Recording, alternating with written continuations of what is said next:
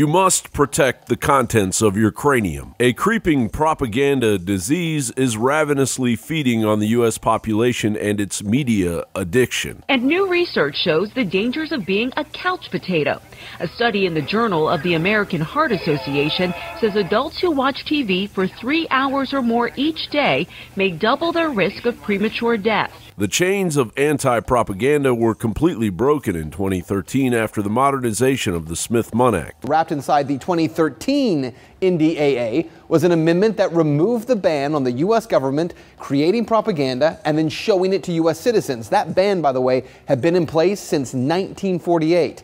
The 2013 amendment struck down a ban on domestic dissemination of propaganda material produced by the State Department and the Independent Broadcasting Board of Governors. It neutralized the Smith-Munn Act of 1948 and the Foreign Relations Authorization Act in 1987 that had been passed to protect U.S. audiences from our own government's misinformation campaign. Even before then, deep state powers had been increasing their mind control of the public, manufacturing a glowing reputation for themselves, as was reported by The Atlantic in an article about the symbiotic relationship between Hollywood and the CIA. Quote, "The agency has established a very active spin machine in the heart of the entertainment capital, which works strenuously to make sure the cloak and dagger world is presented in heroic terms. Since the mid-1990s, but especially after 9/11, American screenwriters, directors, and producers have traded positive portrayal of the spy profession in film or television projects for special access and favors at CIA headquarters. Meanwhile, manufactured weaponized blame targets every television across the land." Are you suggesting that the entire Trump vote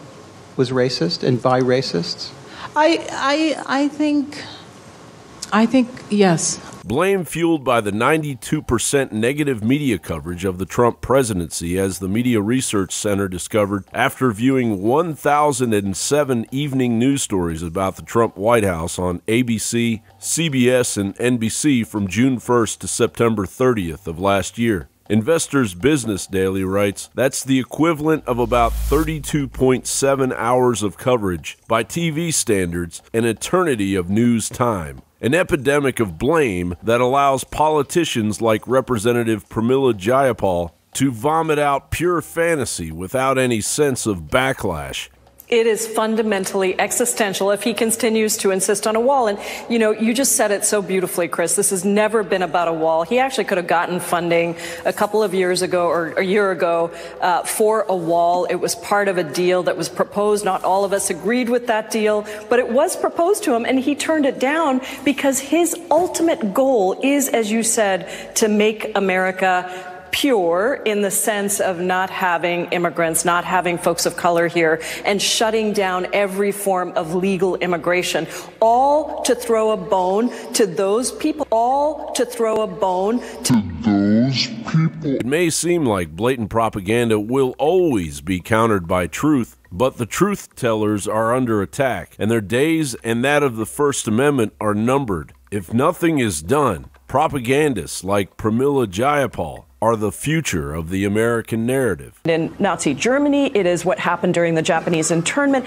and people on both sides of the aisle have been making this case. Laura Bush on the internment, and Michael Hayden, former CIA director, saying these were the conditions in the 30s that led to what happened in the 40s. And so I think we have to be very, very concerned about what's happening, and you know that's the issue. John Bowne reporting.